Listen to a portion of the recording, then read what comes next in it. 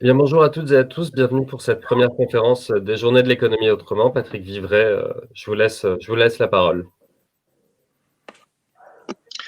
Bonjour à toutes et à tous et merci d'être là matido ce samedi matin pour ce débat quels enseignements politiques tirés de l'ESS.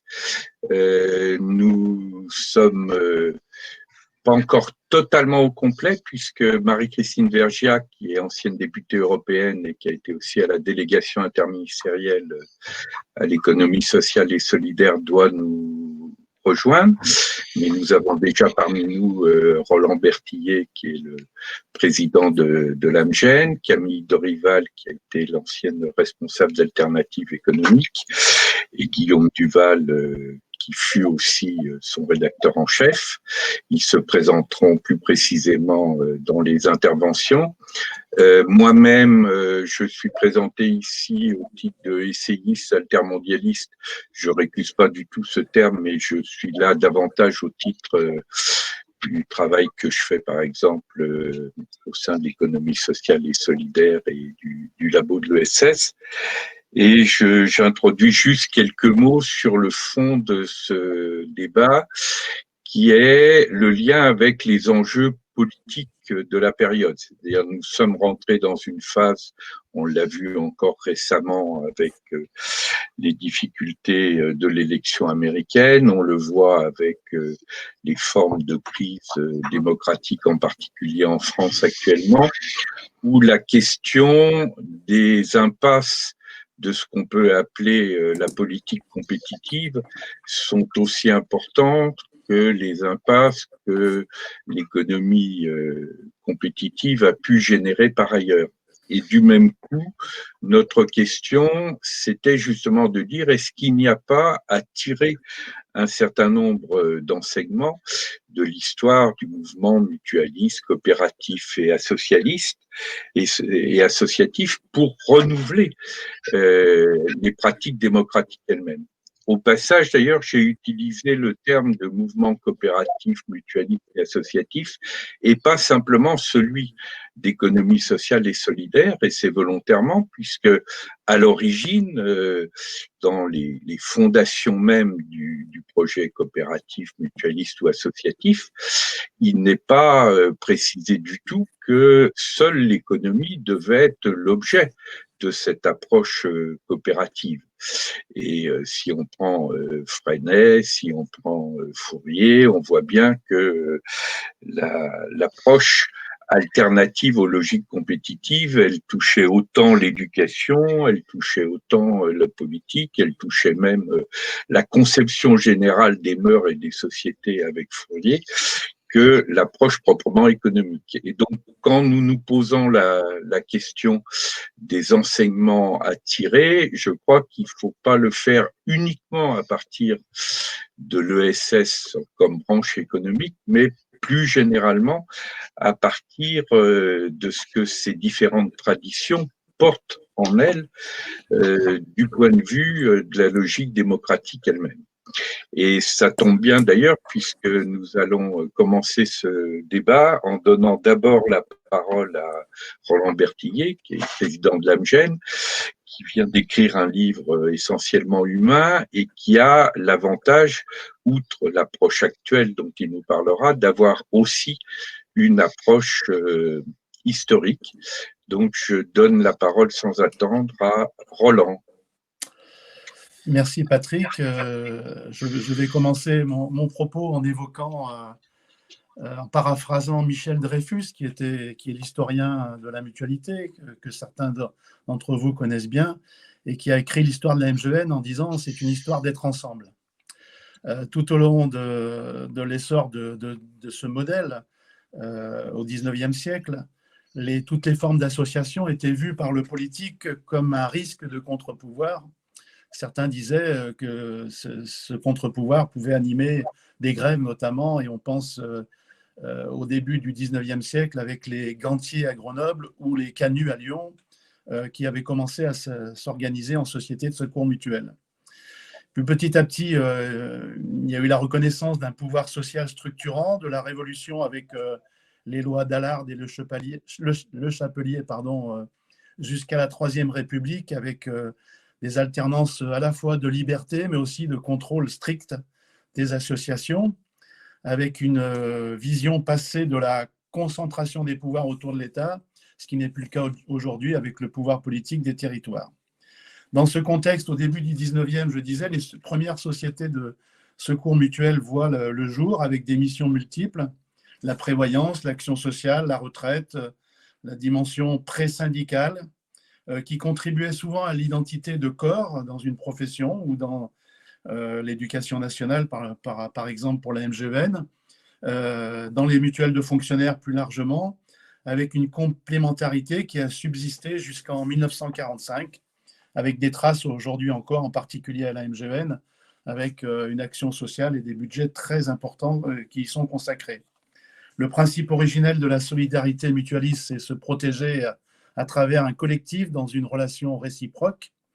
Pas de rémunération du risque, pas de recherche de rétribution comme pour une prime d'assurance. Je paye pour me protéger. Mise au pot commun pour mutualiser un risque au sein d'un groupe humain avec une inscription nécessaire dans un temps long. C'est tout l'exemple de la solidarité intergénérationnelle. Je paye plus cher quand je suis plus jeune pour pouvoir subvenir aux besoins des plus âgés quand la santé se dégrade. C'est déjà l'idée d'un modèle de vivre ensemble inclusif. On met des biens portants, des valides avec des infirmes et des plus âgés. C'est ce qui permet de faire société. Le mutualisme a donc toujours été apartisan, mais profondément politique. Je donnerai quelques exemples d'innovation. Lorsque, en 1960, on crée l'établissement de la Verrière, l'établissement psychiatrique de la Verrière, eh bien, on crée la psychiatrie en milieu ouvert, ce qui à l'époque était très, très innovant. Et puis, un autre exemple, la MGEN est vraiment présente sur tous les territoires. Donc, cette notion de proximité et de territoire est importante, y compris aujourd'hui sur un département comme Mayotte, où la MGEN est une des seules mutuelles présentes pour gérer à la fois le régime obligatoire des fonctionnaires, mais aussi le régime complémentaire de la mutualité. Le mutualisme pourrait être une source d'inspiration démocratique, c'est ce que je vais essayer de vous montrer, avec, bien sûr, vous connaissez tous le principe « un homme, une voix ». La démocratie c'est une démocratie représentative, certes, mais les adhérents représentent d'autres adhérents. C'est une démocratie par les pairs. On essaye de faire vivre l'horizontalité davantage que la verticalité, avec la présence, je le disais, dans tous les territoires, qui inspire une relation de confiance qui nous lie à nos adhérents. Mon collègue, mon homologue me représente. Nous avons des réseaux de correspondants dans pratiquement tous les établissements, des mises à disposition par le ministère pour gérer tout ce qui est régime obligatoire de la sécurité sociale. Et je suis moi-même adhérent, élu des adhérents. Je suis issu du monde de l'éducation nationale, enseignant, puis chef d'établissement, proviseur. Voilà. Pour faire fonctionner tout cela, nous avons des élections internes, des élections au niveau de chaque département, qui rassemblent plus de participation que dans la plupart des autres entreprises. Par exemple, aux dernières élections, il y a quelques mois, près de 600 000 adhérents ont voté en 2019. Alors certes, c'est un taux de 27%, pratiquement 27% de vote, mais quand on voit certaines élections à gros enjeux qui font des taux qui sont pas beaucoup plus élevés que cela, nous trouvons que c'est déjà une belle participation de nos adhérents et que sans enjeu, ils contribuent quand même à travers ces élections. Et puis, dans le médico-social, nous faisons vivre la démocratie sanitaire avec 73% des conseils de vie sociale qui ont un résident comme président d'instance. On avait récemment une résidente dans un EHPAD qui est décédée il y a une quinzaine de jours. Elle avait 102 ans et c'est elle qui présidait ce conseil de vie sociale. L'ESS, c'est profondément d'actualité dans cette crise que nous traversons. J'ai l'habitude de dire que le mutualisme est d'avenir. Les Français sont en quête de sens. Il y a une crise de confiance de notre démocratie, l'exemple des Gilets jaunes, Nous avons un baromètre que nous mettons en place chaque année et dont on va publier les résultats la semaine prochaine, où on mesure la confiance et le bien-être de nos concitoyens, pas seulement de nos adhérents, et on constate un recul régulier de l'indice, l'augmentation du repli sur soi et surtout la défiance envers les corps intermédiaires. La conclusion pourtant du grand débat national disait que les Français veulent plus de proximité, plus de démocratie, plus de transparence. Bien, nous pensons, je pense, que les valeurs et les pratiques sont bien celles de l'ESS et que l'ESS offre donc des réponses aux défis sociaux. N'est-ce pas cela la politique? La contribution de l'ESS face à notre crise Covid, la crise de la Covid, nous avons mis en place des initiatives solidaires sur les territoires. D'abord, en relais du service public hospitalier, nos établissements se sont mis à disposition du service public pour récupérer, entre guillemets, les patients qui sortaient de réanimation, pour libérer les lits et les prendre en charge en post-réanimation.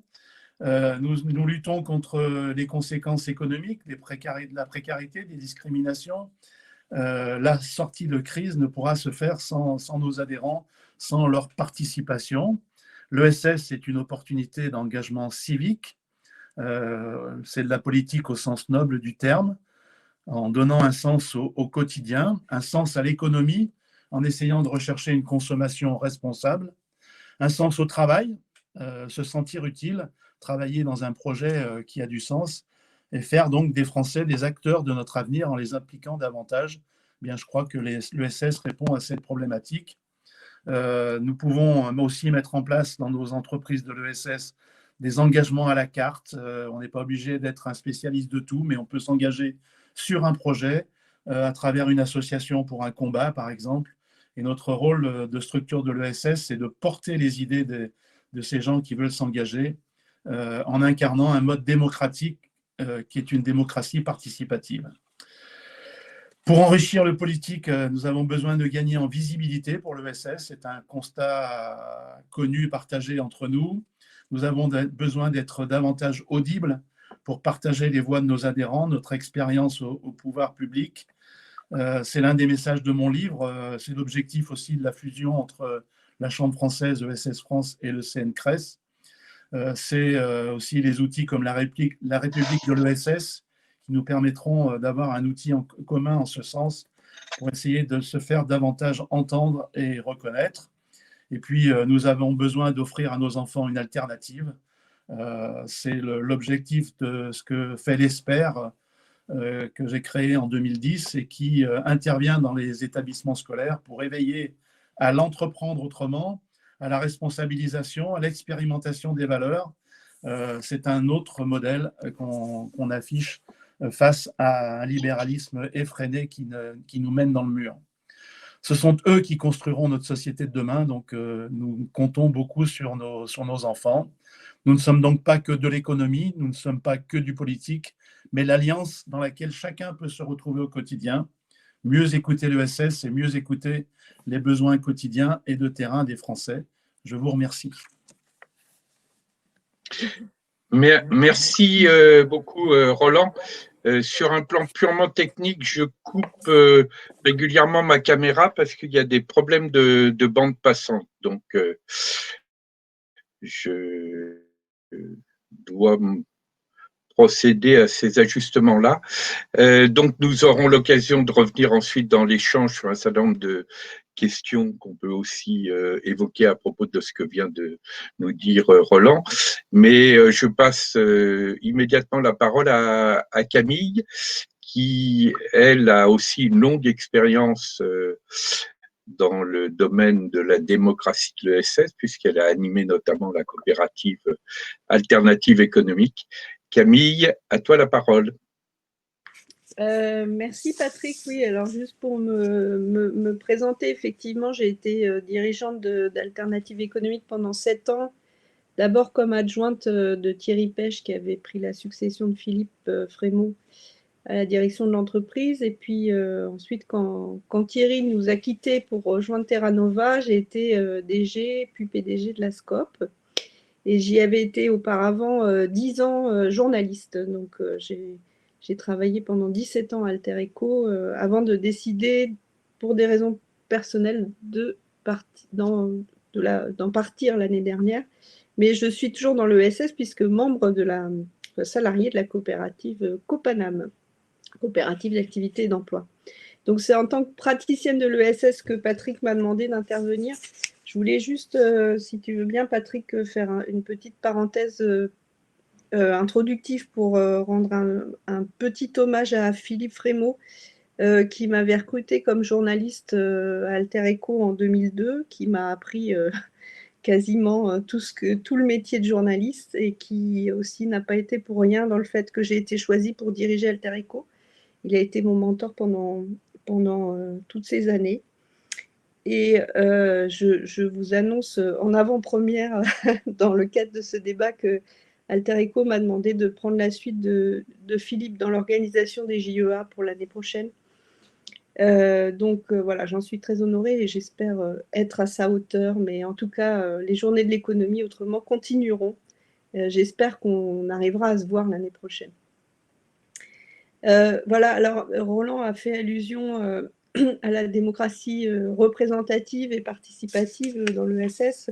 C'est vrai que moi, je vois l'ESS comme une forme de démocratie représentative, puisque d'un côté, on reconnaît au conseil d'administration qui est élu le droit de représenter l'ensemble des sociétaires et adhérents et de prendre les décisions stratégiques qui concernent la structure.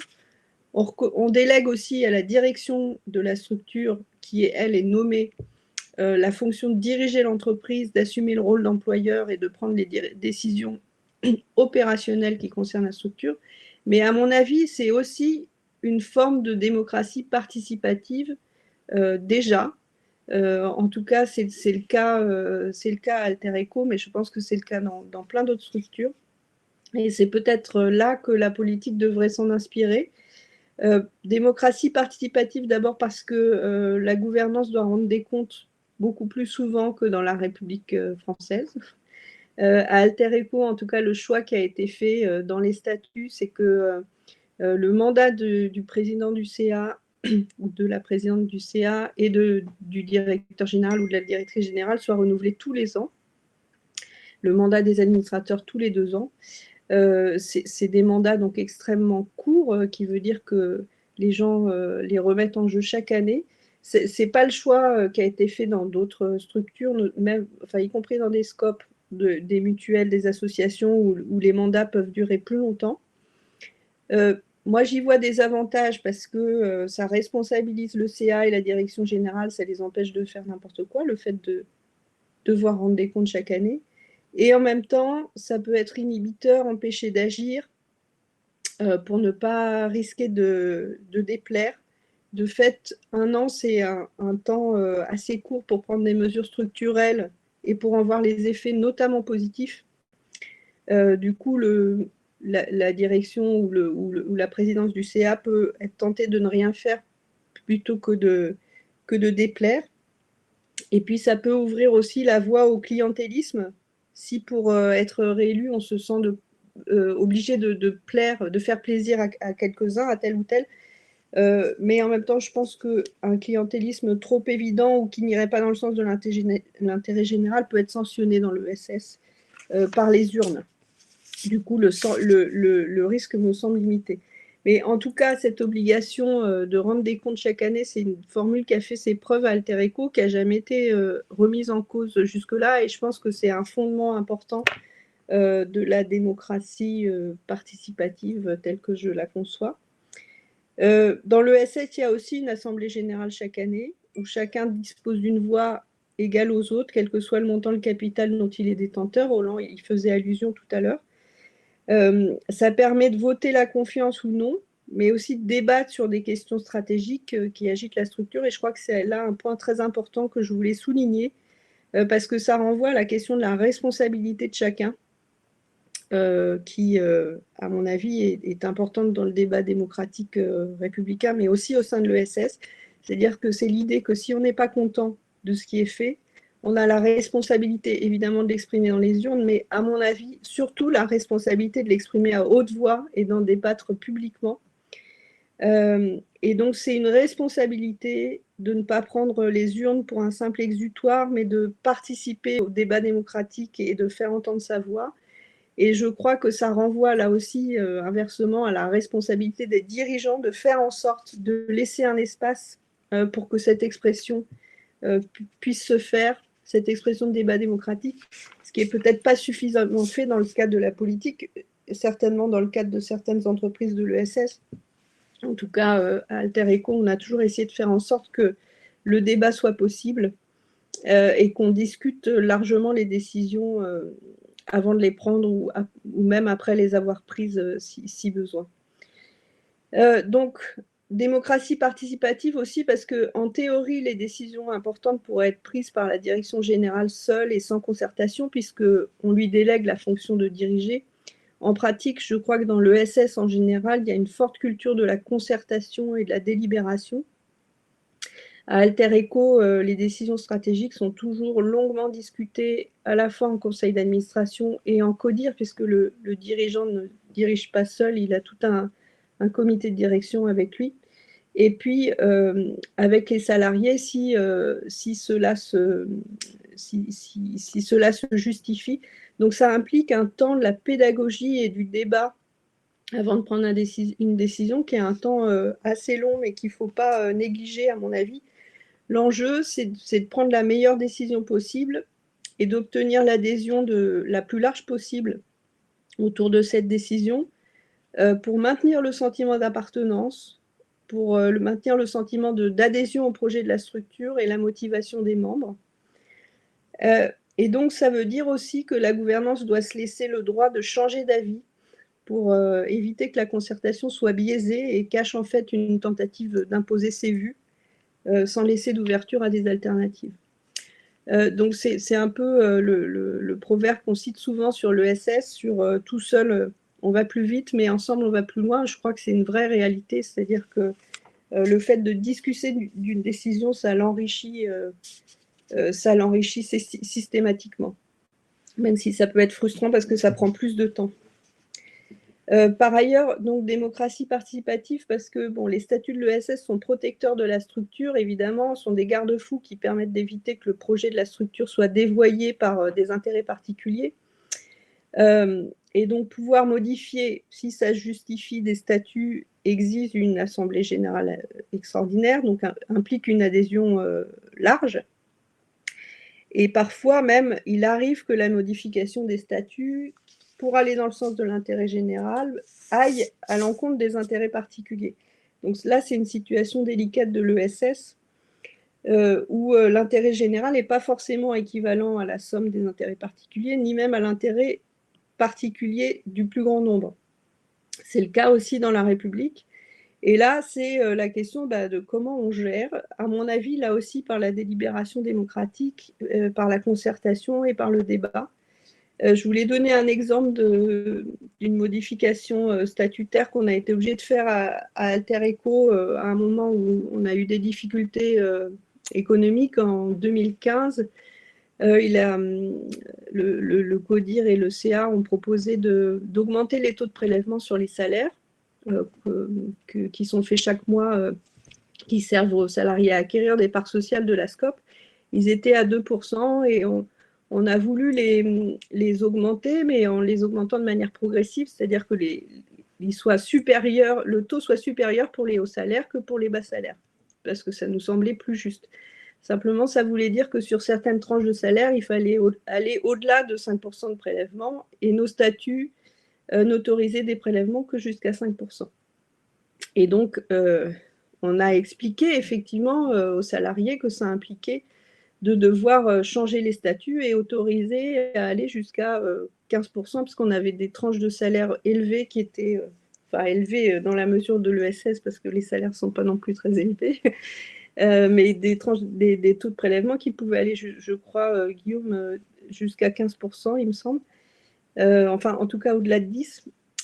Et donc, évidemment, ça a suscité le fait qu'on demande de modifier ces statuts, ça a suscité des méfiances de la part de certains salariés qui s'imaginaient que si on autorisait les taux de prélèvement jusqu'à 15%, on allait au final prélever tous les salaires à 15% et qu'ils y perdraient évidemment beaucoup en pouvoir d'achat.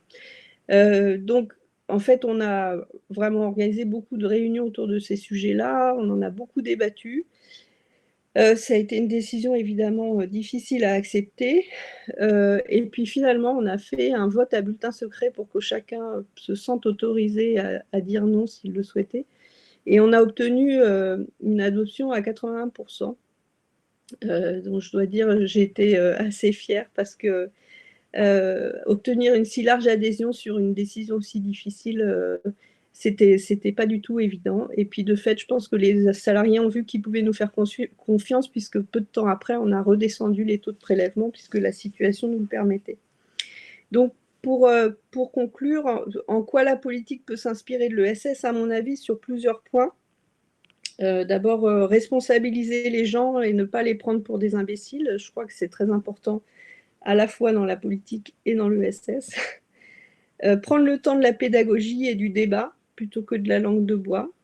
Ça aussi, c'est quelque chose qui me paraît essentiel de débattre avec des gens qui sont des grandes personnes qui peuvent comprendre les enjeux et à qui on n'essaye pas d'imposer des choix qui sont déjà faits. Et puis, ne pas s'interdire de changer d'avis en fonction de la délibération, ne pas camper sur ses positions, rester ouvert à des alternatives auxquelles on n'aurait pas pensé. Alors que je pense que les politiques sont souvent dans des formes de posture dont ils ont du mal à sortir. Voilà ce que je voulais vous dire aujourd'hui. Mais merci Camille. Et puis évidemment, l'ensemble de ces journées, elles sont placées sous l'égide de l'hommage à Philippe que tu as rappelé à juste titre. Et puis, comme Philippe, dans la série Qui aime bien châtie bien, a notamment écrit des pages d'interpellation sur l'ESS et notamment sur la réalité de sa pratique démocratique. Je pense que c'est un point que nous aurons l'occasion de retrouver dans deux questions qui ont commencé à apparaître. Je les reformulerai après l'intervention de Guillaume. Je dis juste simplement par rapport à une des questions qui est la possibilité de contact avec les intervenants, que les organisateurs ont tous nos mails et par conséquent, il est très simple de se mettre ensuite en contact avec nous par la suite. Alors, Guillaume Duval, il est complètement dans notre sujet puisque Guillaume, il a évidemment un pied dans l'ESS, non seulement comme économiste, mais comme économiste alternatif et participant depuis longtemps à l'aventure d'alternative économique. Mais il est aussi très largement impliqué dans les initiatives politiques de renouveau démocratique, notamment en animant et co-organisant avec Christian Paul le Festival des idées. Et donc, Guillaume, tu as certainement beaucoup de choses à nous raconter sur cette question. À toi la parole. Oui, merci Patrick. Donc effectivement, je voulais revenir sur ces différents aspects. Peut-être simplement pour démarrer, pour dire que sur ces sujets, moi, il y a un économiste que j'aime beaucoup, que Alternative économique aime beaucoup, Denis Claire le connaissait bien. C'est un économiste qui s'appelle Albert Hirschman. Alors, il n'a jamais eu aucun prix Nobel parce qu'il n'a jamais fait aucune équation, mais je pense que ses réflexions sur toutes ces questions en particulier sont essentielles et sur beaucoup d'autres. Elles sont essentielles parce qu'il a mis en évidence quelque chose d'assez simple, mais d'assez puissant pour caractériser la nature des interactions entre les humains. En particulier dans un bouquin qui s'appelle Exit Voice and Loyalty, et que je conseille très volontiers à ceux qui ne le connaîtraient pas encore. Pour dire, en gros, il y a deux manières d'interagir principales quand on n'est pas content. C'est d'une part l'exit, Donc, quand on trouve que le café est pas bon, on va chez celui d'en face. Quand on trouve que le repas est trop cher et pas de bonne qualité, on change de resto. Quand on trouve qu'il n'y a pas tout ce qu'on veut dans le commerce, on va dans un autre, etc. Donc ça, c'est le mode d'interaction de base de l'économie de marché, je dirais. Et l'autre mode d'interaction qu'il définisse et qu'il met en évidence, c'est ce qu'il appelle la voice. Donc, quand on n'est pas content, on l'ouvre jusqu'à obtenir que son point de vue soit pris en compte et que ce qui pose problème soit changé. Donc ça, c'est théoriquement à la fois le mode d'interaction principal de la démocratie politique et le mode d'interaction principal de l'économie sociale et solidaire.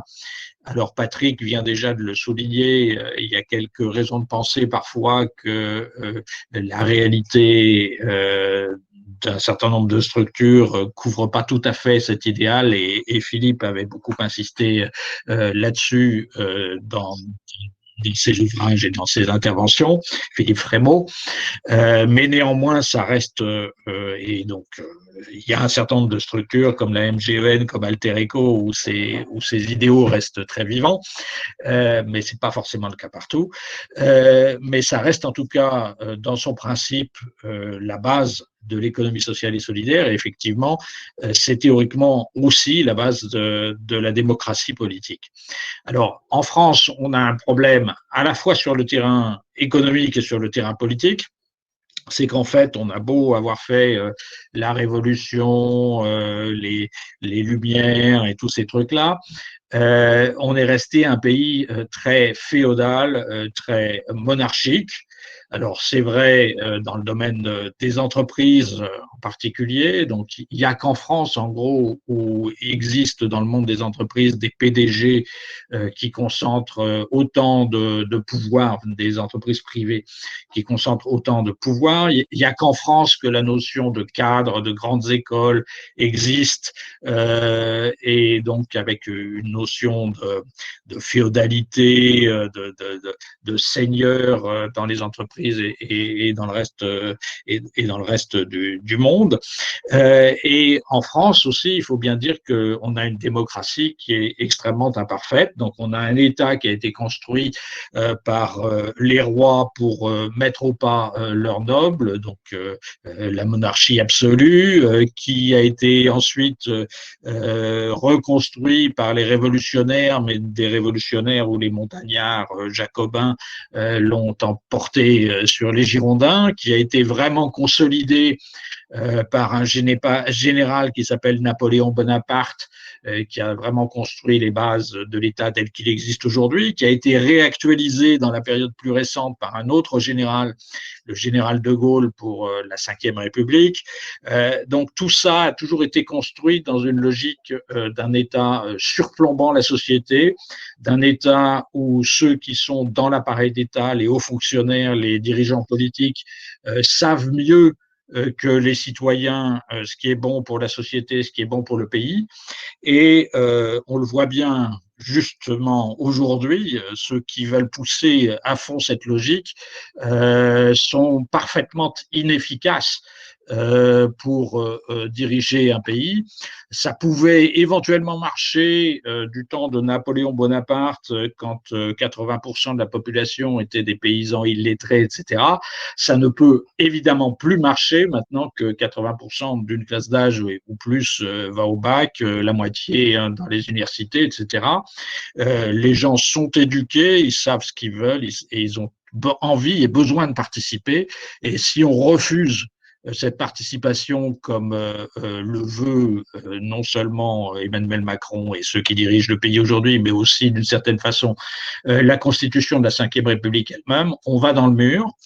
Et Patrick n'a pas évoqué, mais un des sujets que j'aime bien, c'est quand même la comparaison franco-allemande et voir ce qui se passe sur ce plan-là. Il n'est pas surprenant que l'Allemagne s'en sorte mieux que la France face à la crise du Covid-19, que l'Allemagne s'en sorte mieux que la France face à l'extrême droite, parce que c'est un pays réellement démocratique, où il y a une démocratie parlementaire, où le Premier ministre n'a pas tous les pouvoirs, enfin la Première ministre à l'heure actuelle, elle doit discuter en permanence avec ses alliés dans la coalition, elle doit rendre des comptes en permanence devant le Parlement de tout ce qu'elle fait ou ce qu'elle veut faire. Donc il y a les régions qui ont des pouvoirs puissants, etc., et qui contrebalancent l'État central. Donc ils s'en sortent mieux sur le plan démocratique, ils s'en sortent mieux, y compris en termes d'efficacité, que ce soit la question du Covid ou la question de la transition énergétique, on le voit bien. Et ils s'en sortent mieux aussi sur le plan économique, parce que c'est la même chose sur le terrain économique. Il n'y a pas de PDG allemand, il y a toujours un directeur général et un président du conseil de surveillance. Il y a une présence de représentants des salariés à égalité avec les représentants des actionnaires dans le conseil d'administration. Les comités d'entreprise allemands ont un pouvoir de veto, ils ne sont pas informés pour avis, etc., etc. C'est ce qui fait que l'industrie allemande est beaucoup plus solide que l'industrie française. Et on voit bien aujourd'hui en quoi justement tous ces aspects coopératifs, donc qui sont effectivement à la base de l'économie sociale et solidaire, mais qui peuvent être appliqués, devraient être appliqués beaucoup plus, y compris dans les entreprises de droit privé, sont en fait une force en termes non seulement de droits individuels, etc., mais d'efficacité, à la fois d'efficacité politique et d'efficacité économique. Et donc, on aurait tout à gagner à faire cela. Ce qu'il y a, la grosse difficulté en France, c'est qu'évidemment, les élites politiques qui sont en place non seulement à droite, non seulement dans les entreprises privées, dans le secteur des entreprises privées, mais aussi très largement à gauche, sont les héritières, les gens qui ont profité jusque-là de cette dynamique féodale et monarchique qui s'exprime notamment à travers les grandes écoles et notamment avec l'ENA. Et effectivement, c'est une des difficultés principales que nous pouvons avoir pour aller dans un sens différent, pour remettre en cause cette tradition féodale et monarchique qui reste malheureusement très ancrée dans notre pays. Merci, merci Guillaume. Alors, nous aurions dû avoir aussi. Patrick, oui. Je vois que Marie-Christine est bien dans les participants, mais il faut qu'elle appuie sur aller sur scène pour qu'on la voie et qu'on puisse l'entendre. Alors. Si Marie-Christine m'entend, tu dois appuyer sur aller sur scène. Marie-Christine, tu nous entends? Ça n'a pas l'air. Est-ce que. Sinon, on passe aux questions, mais. Parce que Cédric me dit qu'il essayait de régler les problèmes de connexion. Voilà? Ouais.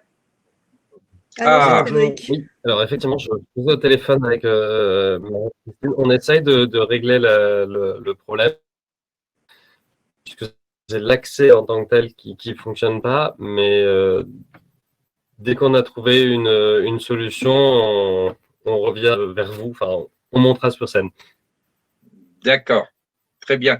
Du coup, on peut commencer le débat avec l'Assemblée et puis entre nous.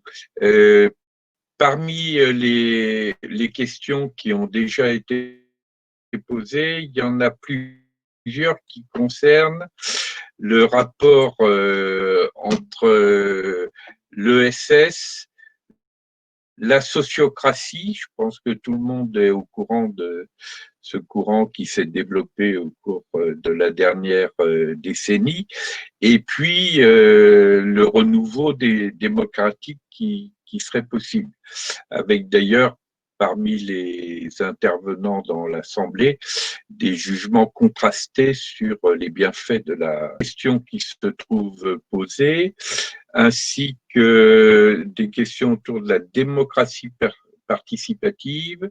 Et puis je vois ESS, Alliance du politique et de l'économie aujourd'hui. L'économie a pris largement le pas sur le politique dans de nombreuses structures de l'ESS, notamment mutualistes dans ce contexte. Comment faire vivre la démocratie quand les AG sont consacrés à des présentations financières et techniques? Je pense que sur ce type de sujet, vous aurez des choses à dire, et peut-être d'abord Roland. Mon Micro, Roland. Oui, sur ce dernier sujet, Oui, voilà. d'abord, je remercie Bruno d'avoir posé cette question. Oui, les assemblées générales ne peuvent pas, enfin, si on veut faire vivre la démocratie et avoir une vraie action politique, les assemblées générales ne peuvent pas se résumer à des présentations de rapports et à une photographie à la fois de l'activité et du rapport financier. Et je pense que un certain nombre de mutuelles font bien autre chose dans leurs assemblées générales. D'abord en travaillant sur les sujets on va dire, de stratégie, enfin des sujets beaucoup plus stratégiques, en donnant au maximum la parole à ceux qui participent à ces assemblées générales. À la MGN, on a une assemblée générale qui rassemble un peu plus de 500 délégués. On a un taux de participation qui est supérieur à 97%. C'est-à-dire que les délégués sont vraiment présents dans ces assemblées générales. Alors, bien sûr, je parlais avant le Covid, mais même pendant le Covid, on a fait les assemblées générales en juillet avec l'ensemble des participants, et les sujets qui sont traités sont bien sûr ceux qui doivent être légalement traités, les rapports, mais surtout les sujets beaucoup plus stratégiques. Et donc, parfois, on peut penser que la technostructure, comme on dit, a tendance à prendre le pas sur le politique, sur les élus.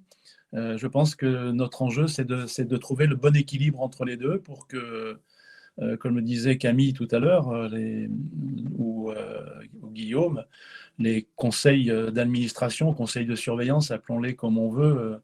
Je préfère conseil d'administration parce que c'est beaucoup plus participatif pour moi. C'est pas seulement la surveillance de ce qui est fait, mais c'est aussi l'impulsion de ce qu'on doit faire. Donc voilà, l'Assemblée générale, le conseil d'administration ont des vrais rôles à jouer pour que le pouvoir entre le politique et l'organisationnel soit au bon niveau. Et c'est possible, on peut le faire, même dans des grosses mutuelles. Mais merci Roland. Comme nous avons la chance d'avoir retrouvé Marie-Christine, et par principe de précaution, je préfère lui passer la parole tout de suite au cas où il y aurait de nouveau un problème de connexion. Et Camille et Guillaume, de toute façon, il y a un certain nombre de questions aussi plus spécifiquement pour vous que vous pouvez voir dans le chat, dont je vous donnerai tout de suite la parole après. Mais Marie-Christine, tu es aussi à l'interface des enjeux politiques et des enjeux de l'économie sociale et solidaire, puisque tu as été pendant une dizaine d'années à la délégation interministérielle à l'ESS, et puis tu as été plus récemment députée européenne. Et donc, sur ces questions, nous t'écoutons aussi avec beaucoup d'intérêt. À toi la parole. D'abord, bonjour à tous et à tous, et excusez-moi parce que vraiment c'est assez surréaliste, et alors que ma connexion fonctionnait très bien hier, j'arrivais à me connecter ni par mon ordinateur ni par mon téléphone. Donc je vais peut-être être un peu déconnectée pour le coup. J'avais envie de parler de coopération politique. Et de partir de l'exemple des statuts européens et de voir pourquoi ça n'a pas fonctionné. Et je dirais volontiers que ça n'a pas fonctionné faute de coopération politique. Je vais finir par faire des compliments à l'AMGN, parce que je pense que l'AMGN a enfin repris le système par le bon bout, si je puis me permettre. Alors, je vais peut-être faire un bref historique de ce qui s'est passé. Et Donc j'ai fait effectivement 10 ans d'administration et 10 ans de Parlement européen. Quand j'étais à la délégation interministérielle, j'ai suivi la mise en place de la coopérative européenne. Et pendant que j'étais parlementaire européen, j'ai suivi les échecs successifs du statut de mutuelle européenne, puis du statut de fondation européenne. Alors, je vais faire le tour. La coopération européenne, la coopération européenne, coopérative européenne, d'une certaine façon, beaucoup de chance, parce qu'elles étaient inscrites dans les traités dès l'origine, dès 1957, grâce à la France d'ailleurs, qui voulait les protéger, je vais dire, du système économique européen et des risques que pouvait faire subir aux coopératives le système européen. Et elles ont fini par avoir un statut, j'ai perdu la date, en 2009. Donc j'ai suivi toutes les étapes et je dirais que le problème qu'ont eu le statut de coopérative européenne, parce qu'en réalité il ne fonctionne pas ou très très peu, mais les sociétés anonymes européennes non plus, donc c'est parce qu'on a fait d'abord un statut de coopérative européenne qui est trop calqué sur le statut de société européenne. Donc ça ne protège plus d'une certaine façon les coopératives. Et puis, on a fait ce statut de coopérative européenne avec tellement de dérogations nationales que finalement, il n'y a aucun intérêt à passer dans le statut de coopérative européenne. Ça, c'est pour les coopératives. Pour les mutuelles, il y a eu divers projets. Alors, je ne vais pas faire un tableau de reproches, mais d'une certaine façon, si. Je pense que si les mutuelles européennes sont aujourd'hui aussi exposées qu'elles le sont, c'est-à-dire que en réalité, il n'y a pas tellement de système de protection, même si on a mis, notamment grâce au Parlement européen, un certain nombre de protections, c'est parce qu'en droit européen, et c'est notamment ce que l'étude de l'Amgen a mis en exergue, il n'y a pas d'autre reconnaissance dans les traités européens que la société à but lucratif.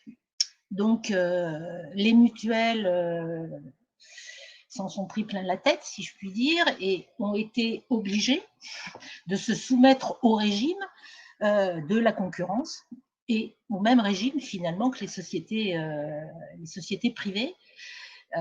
Donc, je ne vais pas faire un panoramique de tout ce qu'ont subi les mutuelles françaises, y compris par rapport à leur statut de départ.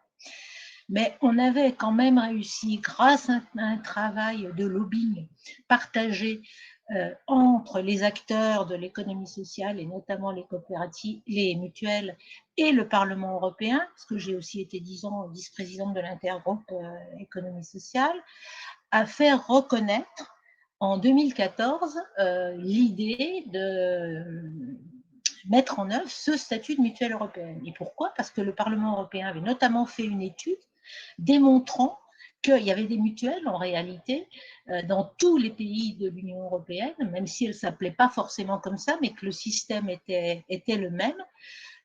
Parce que le blocage qu'il y avait au Conseil, donc au Conseil des États membres de l'Union européenne, c'était que le système des mutuelles n'existait pas partout et que c'était comme d'habitude les Français, notamment accompagnés des Belges, des Italiens et des Espagnols, qui voulaient faire reconnaître leurs spécificités et donc se protéger par rapport au reste de l'Union européenne.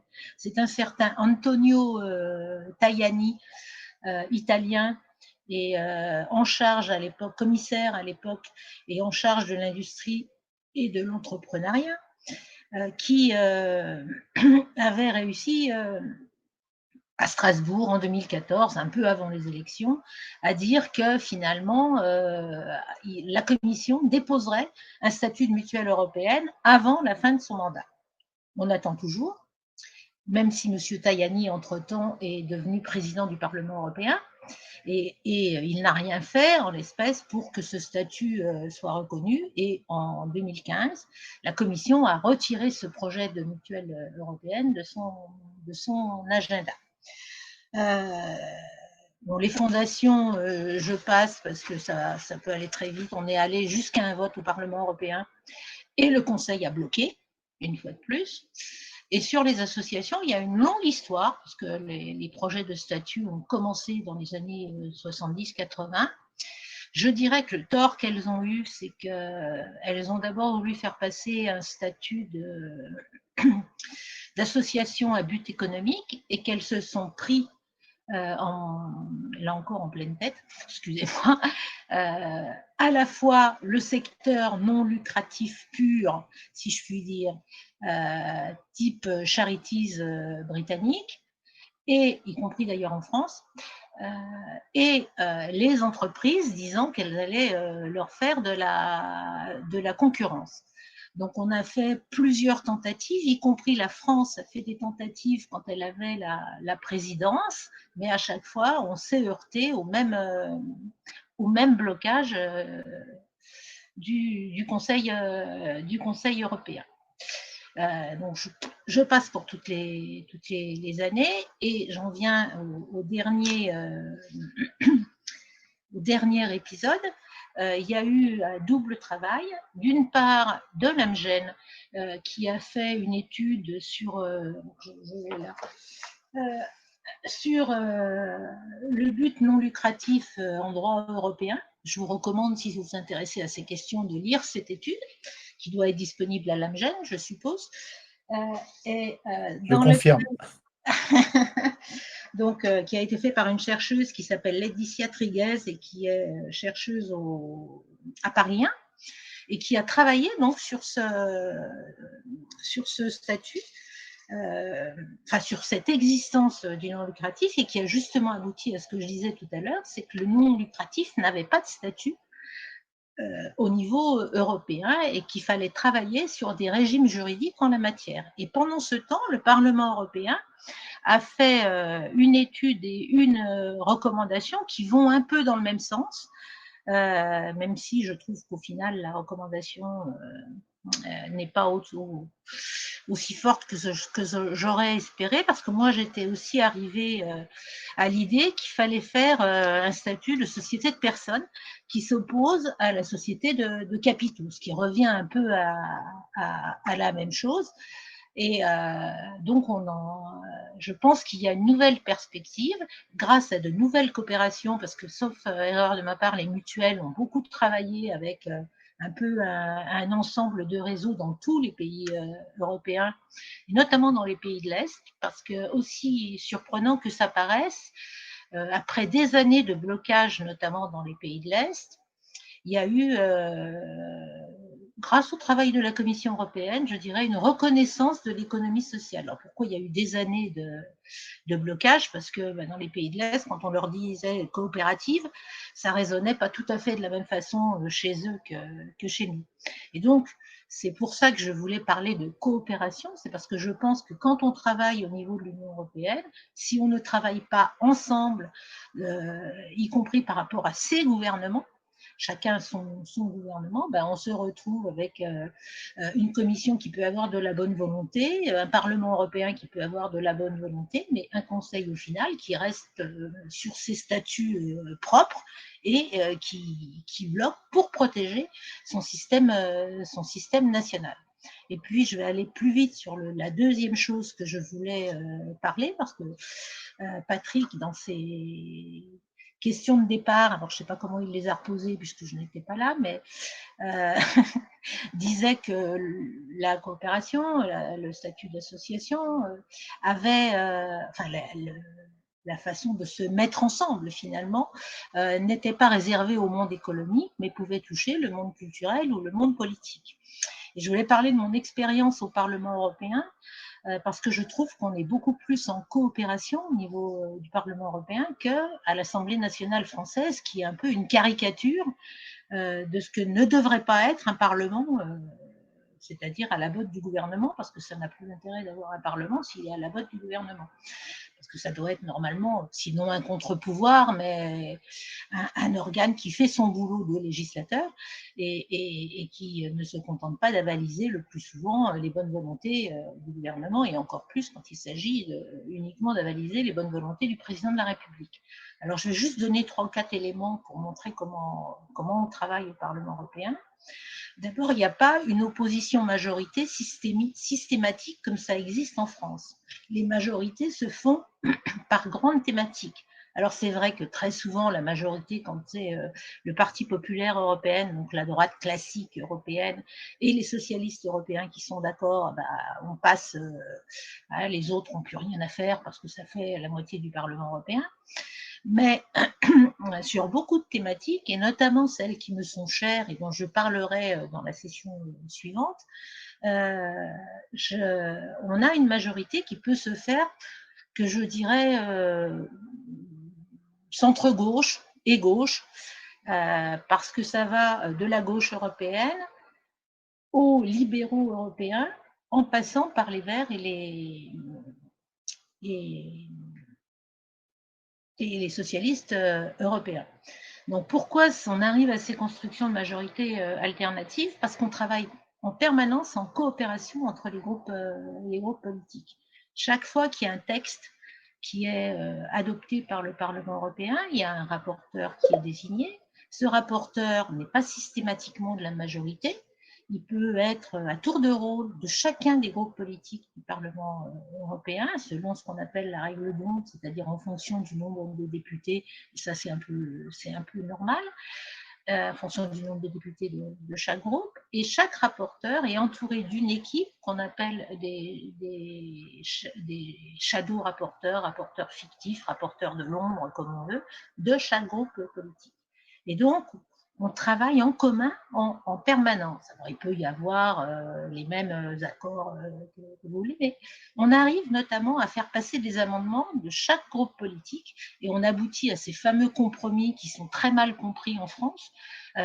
Pour la classe politique française, qui dit compromis dit compromission, alors qu'au Parlement européen, c'est pas ça. Je dirais qui dit compromis dit au contraire résultat de la coopération, et on est donc moins dans un système qui est bloc contre bloc et qui finalement n'est pas très performant, si je puis dire, et surtout pas très performant d'un point de vue coopératif. Voilà les 2 éléments que j'avais envie de verser au débat compte tenu de mon expérience. Un plus branché sur les questions économie sociale et l'autre plus politique. Parce qu'il me semble que la question de Patrick, elle est dans les 2 sens. Alors j'espère ne pas être trop à côté de ce que vous avez dit jusqu'à présent, et si c'était le cas, je m'en excuse. Merci Marie-Christine. Non, tu n'es pas du tout à côté des questions qu'on a commencé d'aborder. Il nous reste un gros quart d'heure pour aborder un certain nombre de questions qui sont posées par l'Assemblée. Je vois notamment toute une question autour de l'exercice de la démocratie participative. Ne devrait-il pas déjà se vivre dans les communes, les conseils municipaux, etc. Donc tout l'enjeu aussi territorial. Il y avait une question de Jean Gattel, qui lui-même a été en responsabilité sur les questions de l'ESS, qui pose la question de l'ESS transformatrice. Et je relais aussi cette question parce que au cours des dernières années, de la même façon que on avait vu apparaître à un moment donné l'économie solidaire et que ça avait été toute une tentative féconde de lier économie sociale historique et économie solidaire, et plus récemment on a vu apparaître l'économie symbiotique, l'économie de la fonctionnalité et de la coopération, bref un certain nombre de nouveaux termes, et je trouve que c'est intéressant aussi que l'économie transformatrice, on le voit aussi avec le Forum social mondial des économies transformatrices de Barcelone, de savoir si ces termes mêmes signifient que l'ESS proprement dit, est passé à côté d'un certain nombre de questions importantes. Et puis, il y a des questions plus spécifiques, par exemple, une qui est adressée à Guillaume, où Jean-Paul de Gruel lui pose la question « Quelle perspective pour sortir de la féodalité dont vous avez parlé ?» Donc, je vais donner la parole en priorité à Camille et Guillaume pour commencer à répondre sur ces différentes questions. Camille ?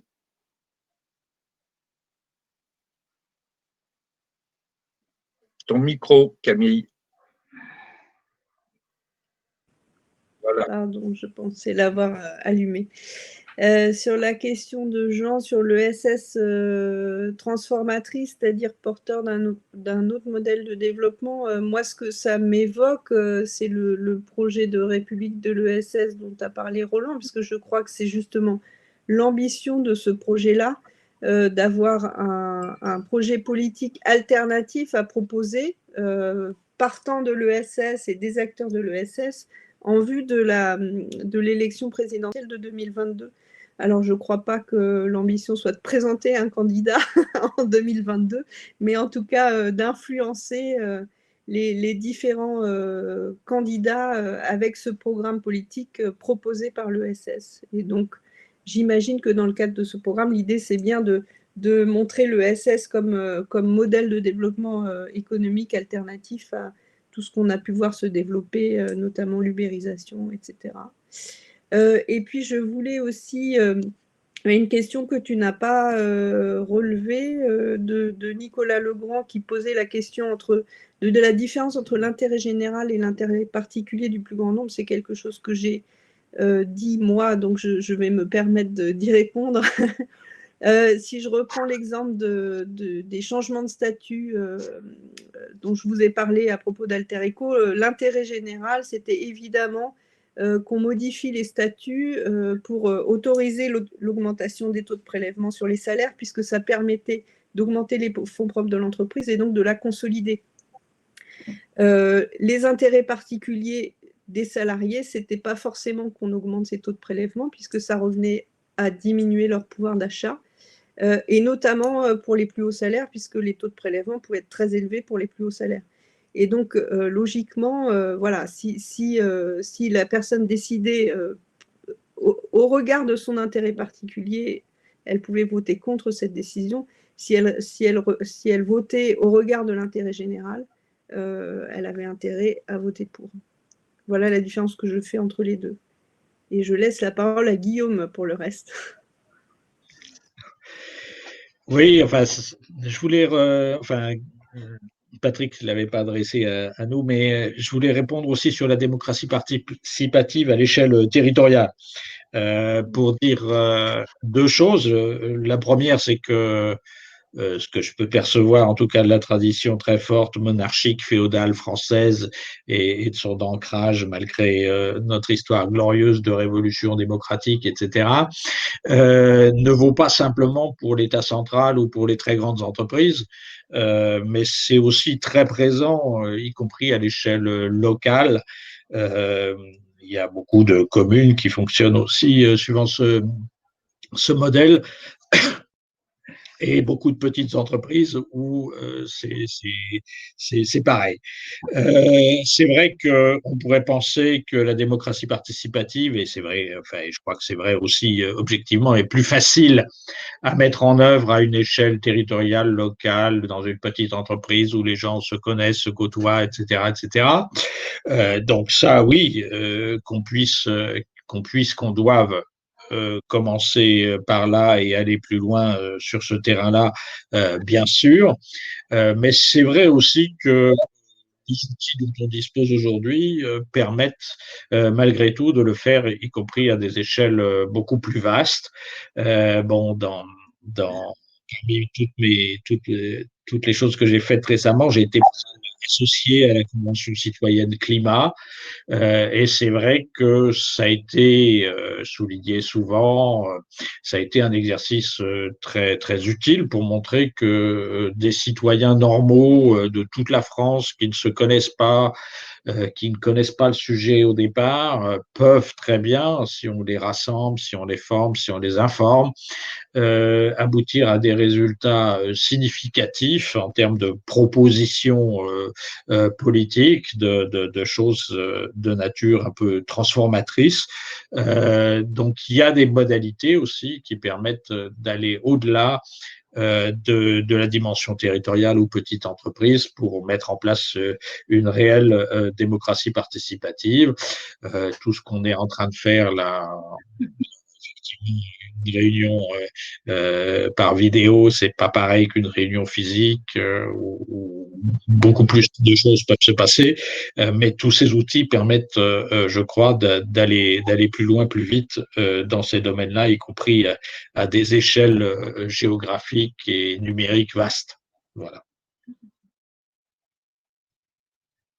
Oui, au passage, hein, puisque vous avez comme moi l'ensemble des questions. Je n'ai pas pu toutes les reprendre oralement, mais vous piochez dans les questions proposées par l'Assemblée de façon à y répondre. Je précise aussi que lorsque nous avions à l'origine organisé cette table ronde avec Philippe Frémaux,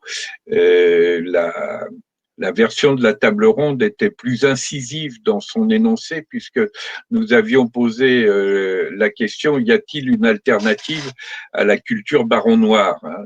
Tout le monde connaît cette série et on voit à quel point les dégâts du modèle, non seulement de la monarchie présidentielle, mais du modèle compétitif peuvent influer négativement, y compris sur les forces transformatrices.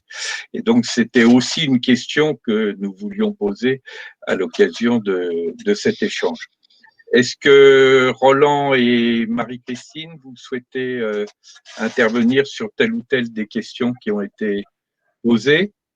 Je veux bien, moi. Marie-Christine? Ouais, j'aime bien la question entre intérêt général et intérêt particulier. Moi, je dirais volontiers, il y a aussi un intérêt général européen qui s'oppose à l'intérêt particulier national, si je peux faire de la provocation en la matière.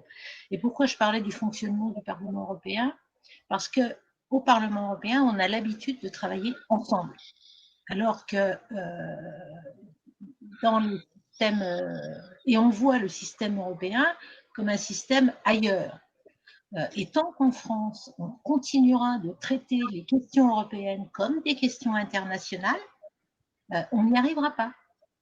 Et on continuera de voir le Conseil régler les petites affaires. Donc il faut avoir des forces européennes qui se regroupent en face. Et donc je voyais dans les questions, des questions sur le travail en commun, je pense effectivement, si le Parlement européen, qui lui travaille sur l'intérêt général européen, et qui a l'habitude de voir en fonction des différents pays qu'est-ce qui peut être commun et comment on peut avancer sur ce qui est commun, on arriverait sûrement à mieux travailler. Et ça n'est pas pour autant du fédéralisme. Moi, j'aime pas utiliser le terme de fédéralisme parce qu'on met tout et n'importe quoi derrière. La question, c'est pas fédéralisme ou pas, c'est travailler ensemble. Est-ce qu'on croit à l'idée européenne ou est-ce qu'on n'y croit pas? Notamment en France, dans le débat politique, on est soit pour, soit contre l'Europe. Ben non, il y a différentes façons d'être pour l'Europe. Hein, moi, je me définis comme une altère européenne. J'ai toujours été européenne. Donc, quand on m'a vu rejoindre la gauche européenne, j'ai un certain nombre d'amis de longue date qui m'ont dit « mais ça va pas, Marie-Christine, toi tu es européenne, comment tu peux ?» Eh ben, j'ai fait mon boulot dans les forces politiques qui m'aidaient. Je crois que j'ai contribué à ce que cette question soit mieux traitée à ce niveau, notamment parce qu'en voyant comment je travaillais, comment on pouvait faire avancer un certain nombre de choses, je pense que c'est possible. Et donc, je pense qu'on doit arrêter, notamment dans l'administration et au Parlement français, de traiter les questions européennes comme des questions internationales. Elles sont renvoyées à une délégation à part. Et dans les administrations, c'est pareil, il y a un responsable des questions européennes alors ça, je l'ai vécu dans l'administration, hein, au moment des coopératives, mais aussi sur le code des marchés publics, par exemple, où la plupart des gens qui venaient là connaissaient même pas les spécificités françaises. Ils allaient négocier à Bruxelles, il fallait travailler avec les différentes administrations pour arriver à une position à peu près commune qui respecte les spécificités des uns et des autres. Et on a un système d'empilement qui fait qu'on n'arrive pas à avoir un intérêt européen. Donc, moi, je crois beaucoup à la société civile, simplification de langage, pour mieux faire comprendre un certain nombre de sujets. Parce que quelqu'un disait dans les questions, on ne parle pas de ces questions par rapport à ce que je disais sur les questions des statuts et sur les blocages qu'on avait par rapport lucratif, non lucratif et la non-reconnaissance du non lucratif. Mais c'est aussi plus global que ça, c'est qu'on ne parle pas ou peu des questions européennes en France. Quand on regarde les sondages, les Français sont ceux qui connaissent le moins les questions européennes et qui disent qu'on ne leur parle pas des questions européennes. Alors, je fais abstraction d'Alternative Éco, qui fait des efforts en la matière, mais comme Guillaume ne nous écoute pas, c'est pas grave. Donc, je crois effectivement qu'il y a tout un travail, moi je dirais volontiers d'éducation populaire à faire sur ces questions, parce que je pense que au niveau européen, on a un vrai travail de coopération qui est possible et qui fait comprendre aussi qu'on doit dépasser notre modèle politique actuel. Parce que je vais faire là encore de la provocation, mais du point de vue des institutions nationales, on est sans doute le pays européen qui a le système le moins démocratique. Parce qu'il n'y a pas de débat. Le débat est hyper limité parce qu'on est dans un système, comme dit très bien Guillaume, féodal. Donc voilà ce que j'avais envie d'ajouter. Ah si, je voulais ajouter deux choses parce que comme je n'étais pas là, je voulais rendre hommage d'une part à Jan Nielsen qui a été longtemps le président de l'Intergroupe européen et qui nous a quittés il y a 2-3 ans et qui a beaucoup fait parce qu'il était un ancien acteur de l'économie sociale et notamment au niveau local, qui a beaucoup fait pour faire avancer ces sujets européens et bien sûr pour rendre hommage à Philippe, parce que Philippe fait partie de ceux qui, quand je suis tombée dans la marmite de l'économie sociale en 97, quand j'étais au cabinet de Martine Aubry, parce que je suis tombée dans l'économie sociale à ce moment-là, donc les acteurs m'ont beaucoup appris, et Philippe fait partie de ceux qui m'ont beaucoup appris. Donc je pense toujours à lui avec beaucoup d'émotion, je pense, comme beaucoup d'entre nous aujourd'hui. Merci Marie-Christine. Roland, je crois que tu voulais également intervenir. Il nous reste, si je comprends bien, 3 minutes avant de rendre l'antenne. Donc,